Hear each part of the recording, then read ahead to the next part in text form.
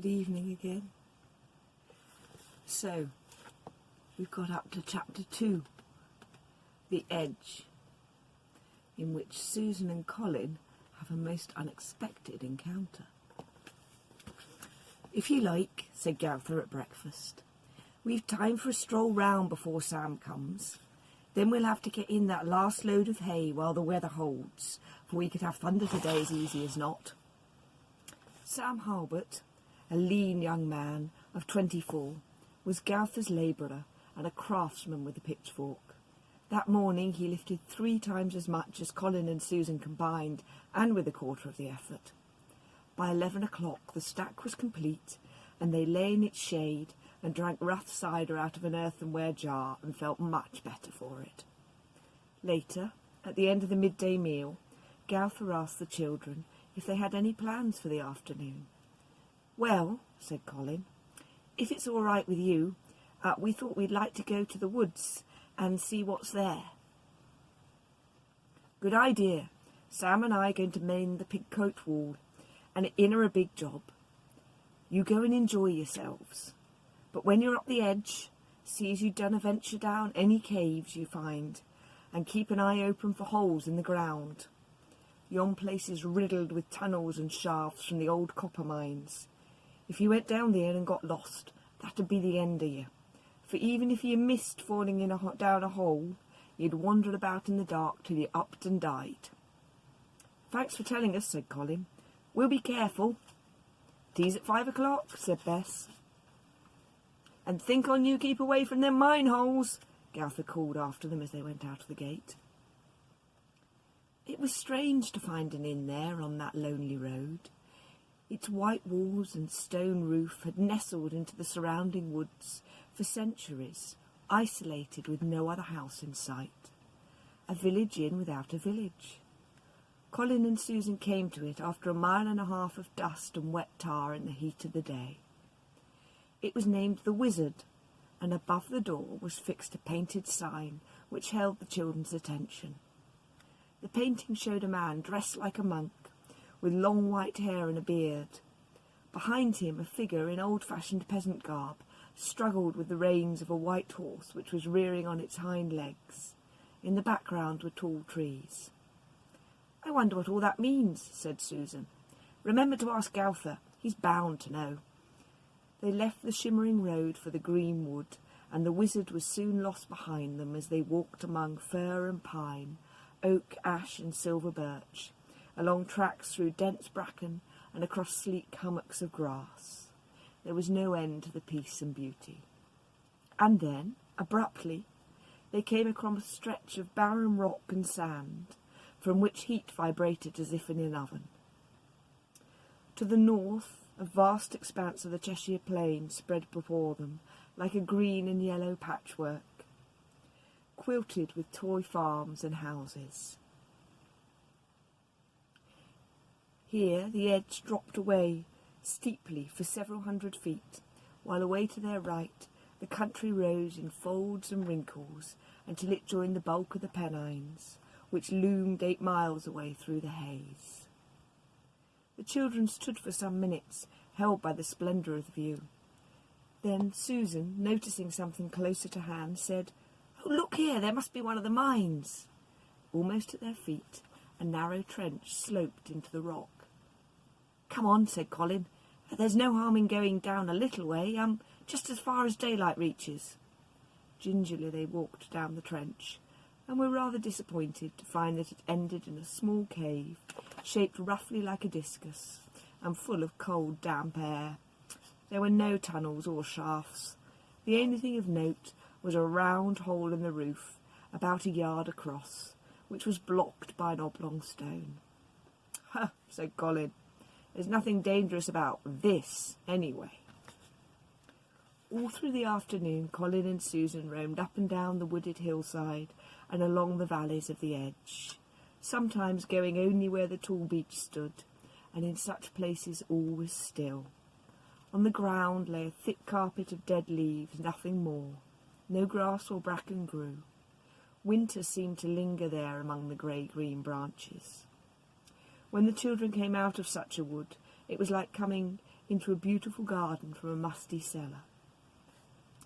In their wanderings they saw many caves and openings in the hill, but they never explored further than the limits of daylight. Just as they were about to turn for home after a stiff climb from the foot of the edge, the children came upon a stone trough into which water was dripping steadily from an overhanging cliff, and high in the cliff was carved the face of a bearded man, and underneath was engraved, "Drink of this and take thy fill, for the water falls by the wizard's will." "The wizard again," said Susan. "We really must find out from Gowther what all this is about.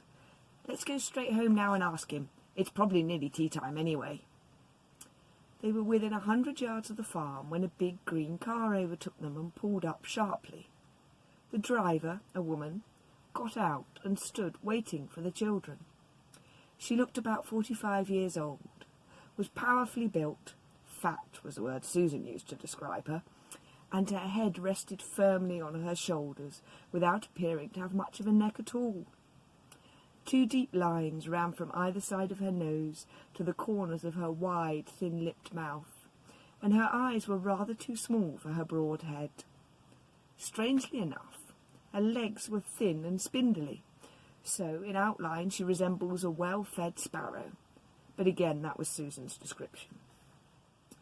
All this Colin and Susan took in as they approached the car, while the driver eyed them up and down more obviously. "Is this the road to Macclesfield?" she said when the children came up to her. "I'm afraid I don't know," said Colin. We've only just come to stay here." "Oh, then you'll want a lift. Jump in." Thanks," said Colin, "but we're living at this next farm." "Get in the back." "No, really, it's only a few yards." "Get in." "But we—" The women's eyes glinted angrily and the colour rose in her cheeks. "You will get into the back." "Honestly, it's not worth the bother. We'd only hold you up." The woman drew breath harshly through her teeth. Her eyes rolled upwards and the lids came down until only an unpleasant white line showed, and then she began to whisper to herself. Colin felt most uncomfortable. They could not just walk off and leave this peculiar woman in the middle of the road. Yet her manner was so embarrassing that he wanted to hurry away to disassociate himself from her strangeness. "Ompeter," said the woman. "I beg your pardon?" "Lapidator." I'm sorry?" "Sominator." "Are you—" "Qui liberata opera facitus." I'm not much good at Latin." Colin wanted to run now. She must be mad. He could not cope. His brow was damp with sweat, and pins and needles were taking all awareness out of his body. Then close at hand a dog barked loudly. The woman gave a suppressed cry of rage and spun around. The tension broke, and Colin saw that his fingers were round the handle of the car door, and the door was half open. "Hold thy noise, scamp," said Gowther sharply. He was crossing the road opposite the farm gate, and Scamp stood a little way up the hill nearer the car, snarling nastily. "Come on, heel!" Scamp slunk unwillingly back towards Gowther, who waved to the children and pointed to the house to show that tea was ready. That's Mr. Mossack," said Colin. "He'll be able to tell you the way to Macclesfield." "No doubt," snapped the woman, and without another word she threw herself into the car and drove away, her face like a storm cloud. "Well," said Colin, "what was all that about? She must be off her head. I thought she was having a fit. What do you think was up with her?" Susan made no comment. She gave a wan smile and shrugged her shoulders, but it was not until Colin and she were at the farm gate that she spoke. "I don't know," she said. "It may be the heat, or because we've walked so far, but all the time you were talking to her I thought I was going to faint. But what's so strange is that my tear has gone all misty." Susan was fond of her tear. It was a small piece of crystal shaped like a raindrop, and had been given to her by her mother, who had it mounted in a socket fastened to a silver chain bracelet which Susan always wore. It was a flawless stone, but when she was very young, Susan had discovered that if she held it in a certain way so that it caught the light just so, she could see deep in the heart of the crystal miles away, or so it seemed, a twisting column of blue fire, always moving, never ending, alive and very beautiful. Bess Mossop clapped her hands into light when she saw the tear on Susan's wrist. Oh, if it ain't the Bridestone! And after all those years! Susan was mystified, but Bess went on to explain that yon pretty dewdrop had been given to her by her mother, who had had it from her mother, and so on, till its origin and the meaning of the name had been lost amongst the distant generations. She had given it to the children's mother because it always used to catch the children's eyes, and thy mother were no exception. At this Susan's face fell. Well then, she said, it must go back to you because it's obviously a family heirloom, and nay, lass, thee keep it. I've no children of my own, and thy mother was the same as a daughter to me. I can see how it's in good hands. So Susan's tear continued to sparkle at her wrist until that moment at the car, when it had suddenly clouded over the colour of whey. Oh, hurry up, Sue, said Colin over his shoulder. You'll feel better after a good meal. Let's go and find Gowther. But Colin, cried Susan, holding up her wrist. She was about to say, do look, but the words died in her throat, for the crystal now winked at her as pure as it had ever been. And the next chapter is the maggot breed of Ymir, but that is for another day. Good night, sleep tight.